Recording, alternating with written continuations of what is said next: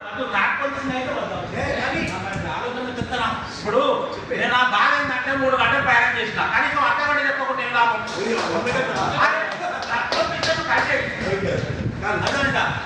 అయితే ఆత్మగౌరవం కోసం అని గొప్పగా ఫోటోలు పెట్టుకుంటా, గాడిద ఫోటోలు పెట్టుకుంటా, ఐలంలో ఫోటోలు పెట్టుకుంటా ఆత్మగౌరవం ఆత్మగౌరవం ఆత్మగౌరవం అని ప్రతి ఇంటికి వెళ్ళి చెప్తున్నాం.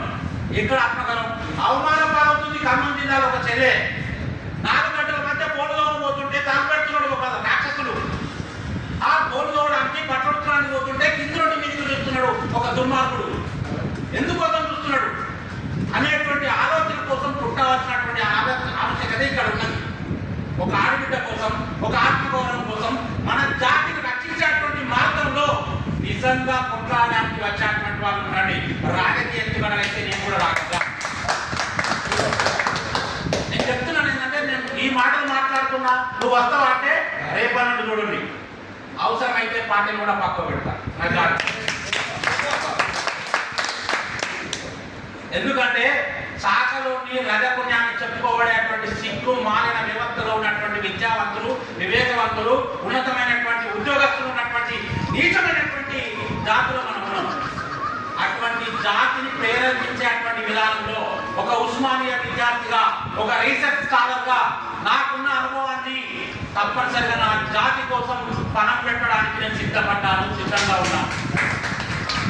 ఎందుకంటే పూర్తి రౌతుని అనే వ్యక్తి ఏడ్చేస్తాడు.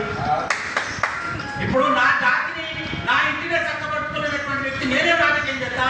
ఎన్నిసార్లు నేను తెలంగాణ రాష్ట్రంలో ఒక ముదిరాజు కార్పొరేషన్ ఈ ప్రజాస్వామ్యం పుట్టినప్పటి నుండి లేదు, కానీ మొన్న పెట్టినటువంటి సందర్భం. మరి మీ మాకేంటంటే ఫస్ట్ మీ సంఘం తీసుకొని రాకుండా అంటున్నారు. మీరు సంఘాలు చేసుకుని మీ సంఘాలను మీరు అసలు ఐక్యమత్యంగా రాకొని తర్వాత నేను వడ్డిస్తా అంటున్నాడు. మరి ఏం చేద్దాం మనం చెప్పండి.